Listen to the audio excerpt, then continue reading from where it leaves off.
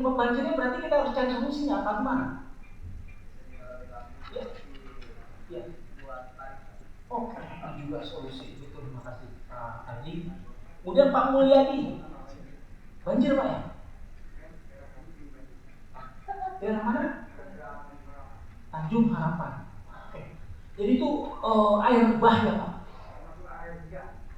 Bisa dibanjir? Itu merusak tanaman gambut.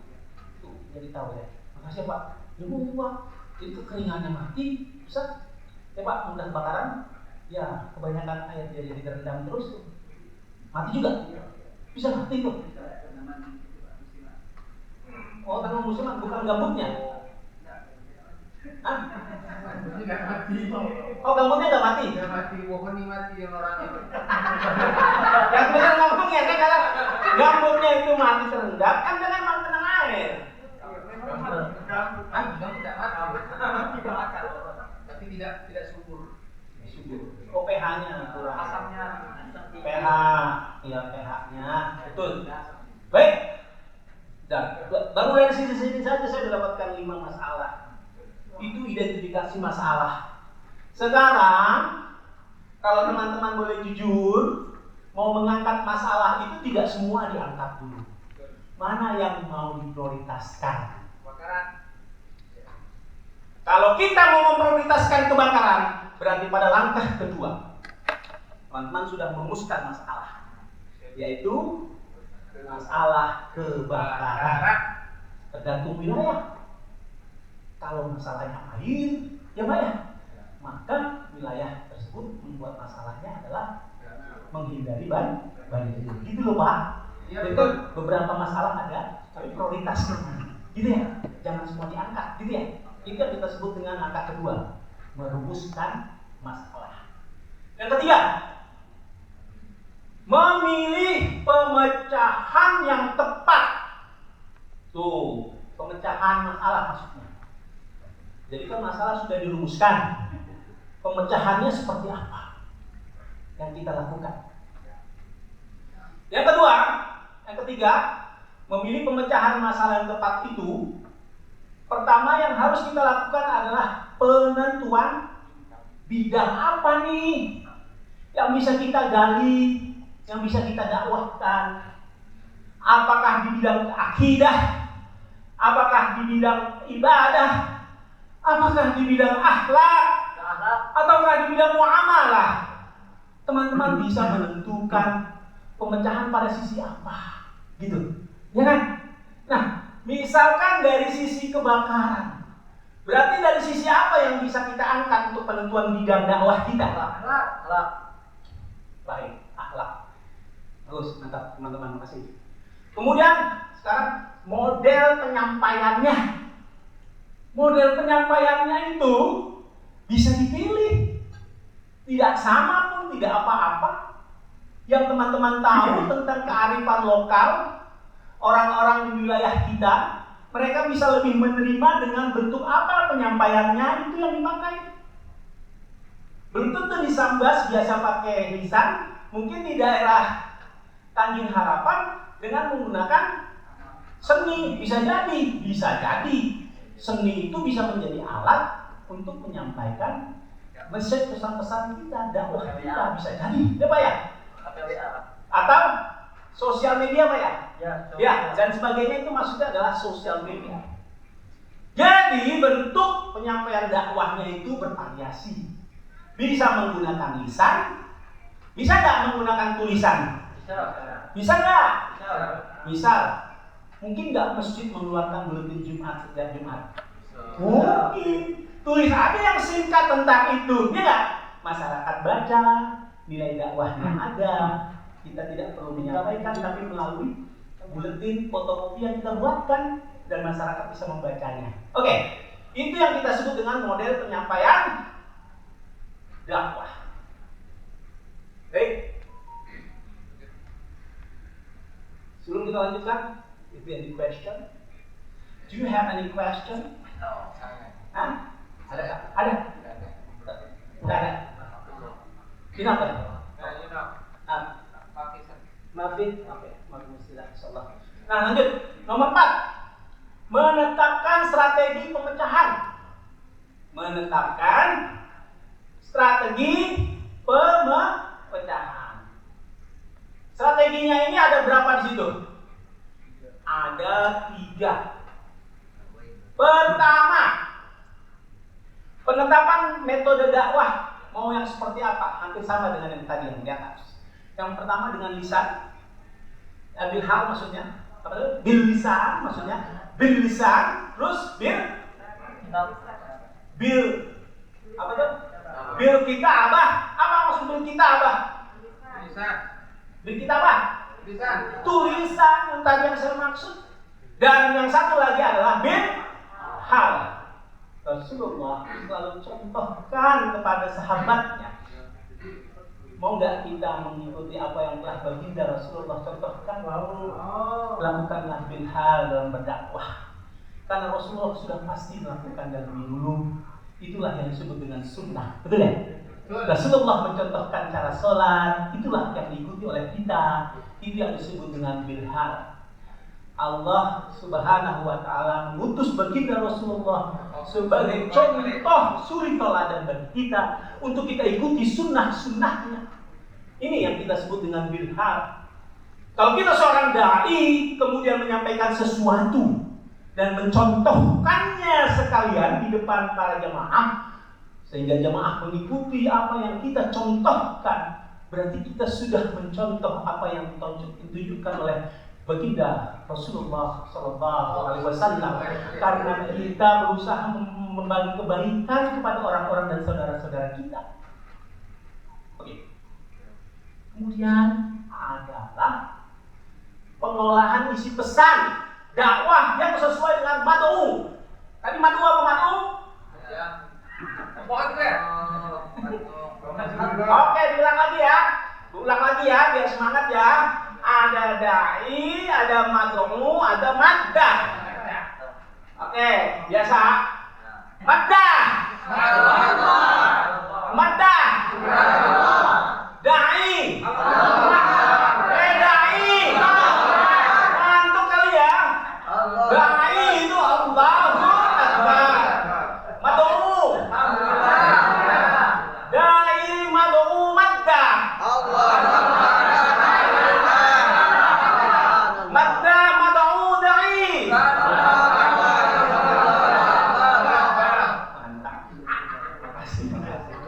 Mantap. Baik. Nah, yang C, penetapan pelaksanaan. Penetapan pelaksanaan itu dai, muballigh, pelaksana maksudnya itu ya, pelaksanaan. Yang melaksanakan, menyampaikan itu adalah para dai. Kata lain dari dai adalah muballigh. Iya, mereka lah pelaksana, bukan pelaksanaan. Sehingga para pelaksana ini memang harus mengetahui medan dakwahnya yang tepat. Mereka lah yang diharapkan untuk bisa menjadi ujung tombak perubahan masyarakat, merubah cara pandang, melestarikan lingkungan, dan cinta terhadap lingkungan dengan merubah yang kita sebut dengan growth mindset. Ya, growth mindset. Oke. Jadi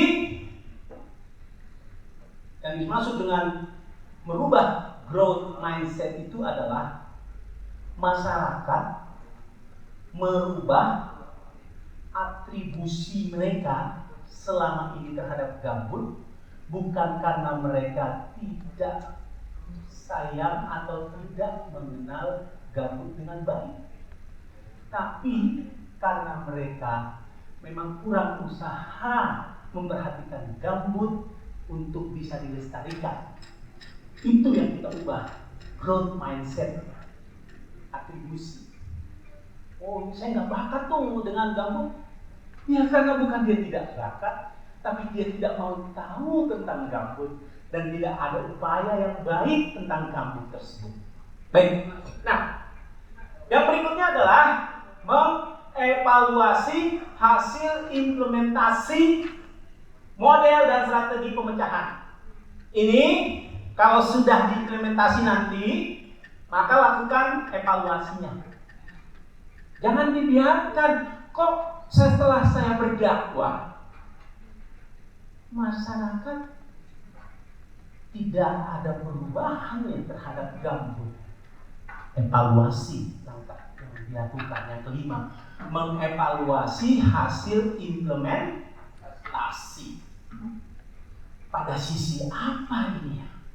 Oh iya, saya mah biasa menggunakan modelnya dengan bil kitabah dengan tulisan. Nah, coba saya mau kasih contoh nih. Saya melakukan bilhal terhadap gambut. Para dai itu bisa saja melakukan merubah gaya dakwahnya. Merubah gaya dakwah itu penting. Bil kitabah artinya kan dengan tulisan. Bisa jadi dengan tulisan orang malas membaca, tidak punya waktu membaca. Tapi ketika da'i ilallah, para da'i, para mubalik menyampaikan sesuatu dengan bilhal, ngasih contoh, ya Allah, insya Allah mereka pun sadar. Iya ya, Ustaz Junaidi kasih contoh, kenapa saya nggak coba ikut ya bilhal, ya kira-kira seperti itu. Nah, jadi mengevaluasi hasil implementasi model dan strategi pemecahan itu perlu. Setelah mengevaluasi, langkah terakhir itu apa? Lakukanlah revisi. Berarti apa? Kita perbaiki ya, betul nggak? Cara kita berdakwah, konten dakwahnya, kemudian kedekatan kita yang kita bangun, kita perbaiki. Bisa jadi dengan memperbaiki tadi. Inilah rentetan perencanaan dakwah kita, mulai dari identifikasi masalah sampai terakhir melakukan revisi cara berdakwah kita. Oke teman-teman, inilah langkah-langkah perencanaan dakwah yang insya Allah nanti kita latihan nih ya. Kita latihan, ada kertasnya, cuma maunya kita latihannya nanti kali ya, jangan sekarang ya, nggak apa-apa. Nanti malam nggak apa ya. Kita latihan habis makan ya, makan yang banyak ya, jangan kurang. Gitu ya. Ya, baik. Teman-teman, untuk selanjutnya ada nggak?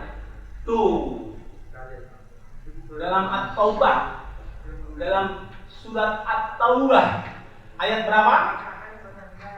Ayat 19.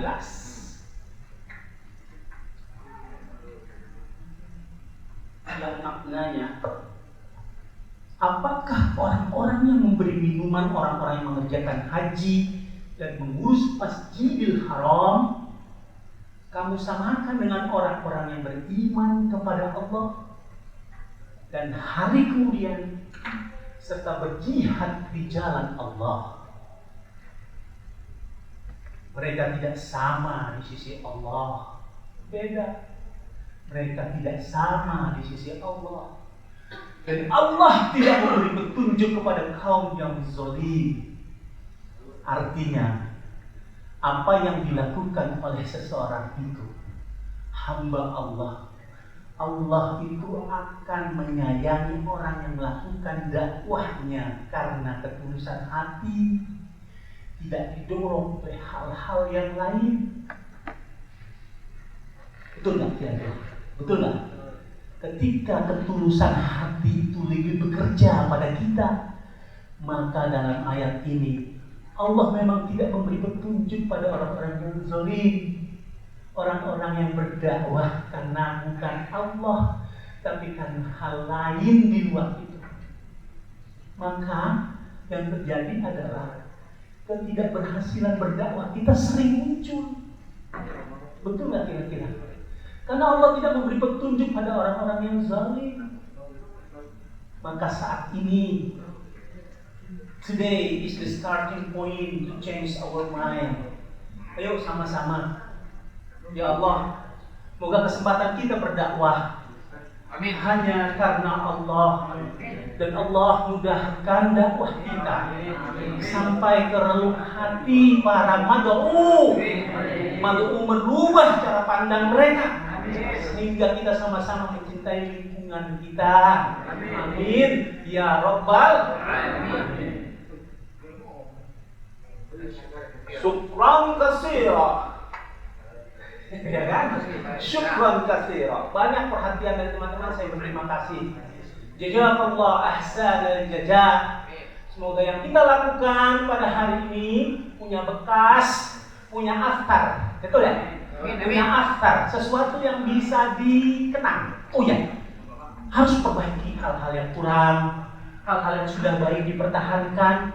Karena inilah kita tidak mau menjadi bagian dari orang-orang yang zalim, orang-orang yang tidak ditemani, disayang oleh Allah.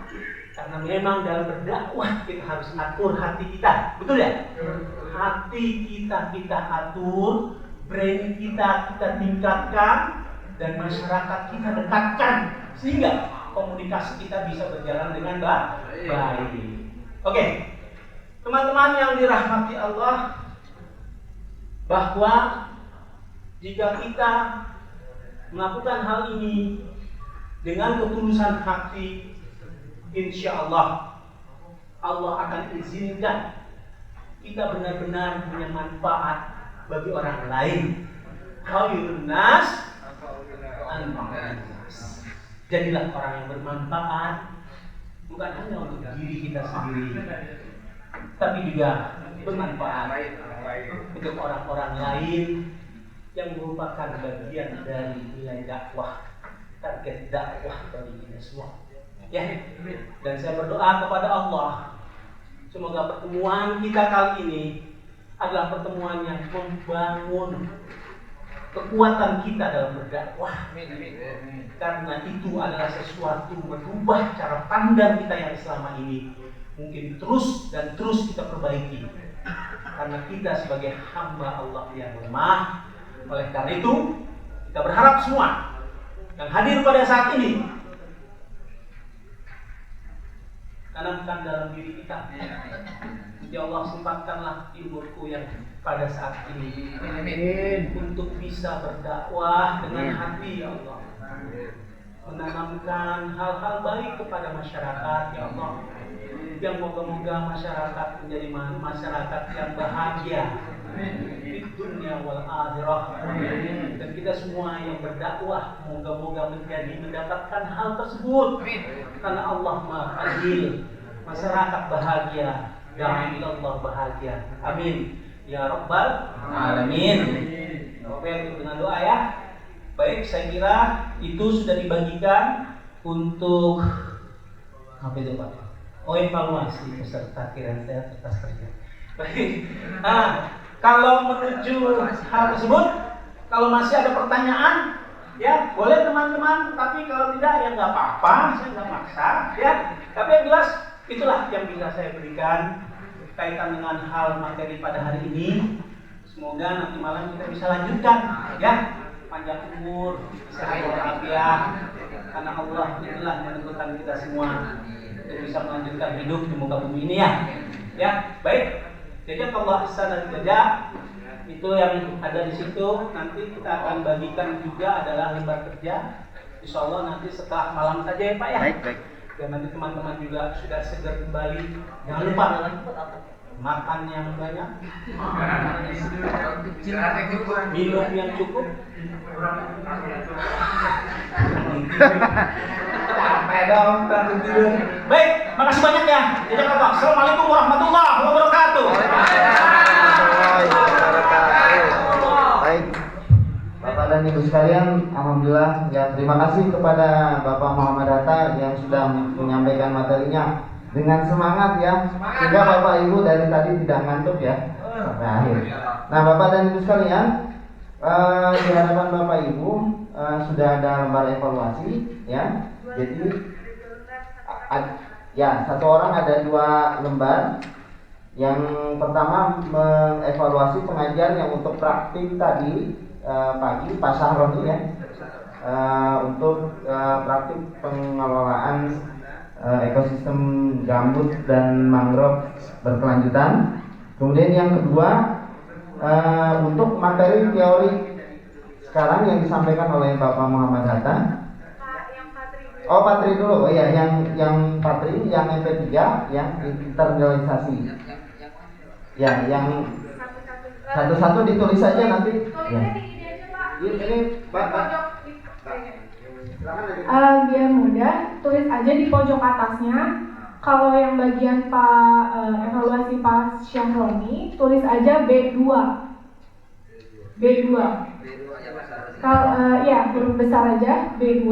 Gak usah diisi lagi, Bapak isi penilaiannya aja.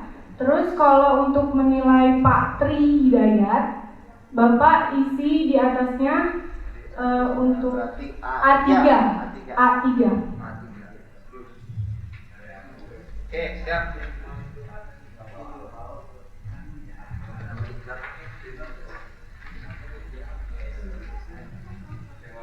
Jika sudah, ditinggal saja lembar evaluasi. Nanti malam kita lanjut. Siap.